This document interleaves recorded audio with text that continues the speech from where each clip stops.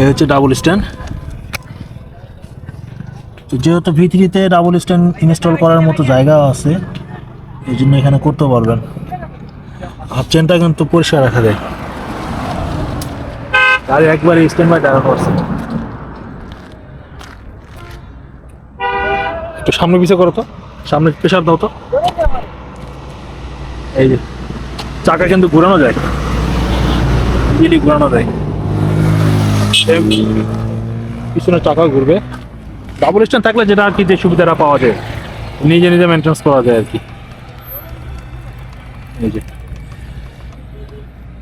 আর লাগানোর জায়গাটা হচ্ছে এই যে ভিতরে ওরিং আছে।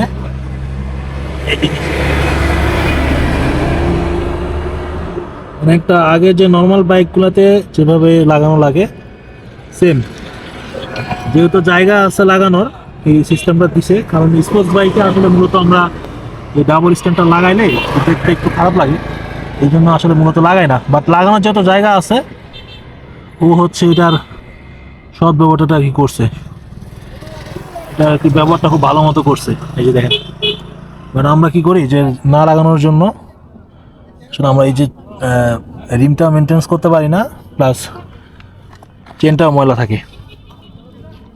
আমারটাতে দেখায়, এটা হচ্ছে আমার বাইক। আচ্ছা থাকো থাকো, সমস্যা নেই। এই যে দেখেন আমারটার অবস্থাটা দেখেন, যেহেতু আমারটাতে লাগানোর সিঙ্গেল স্ট্যান্ড যেহেতু লাগানো আছে আমারটাতে, এখানে কিন্তু ডাবল স্ট্যান্ডের অপশন আছে। এই যে ডাবল স্ট্যান্ড অপশন,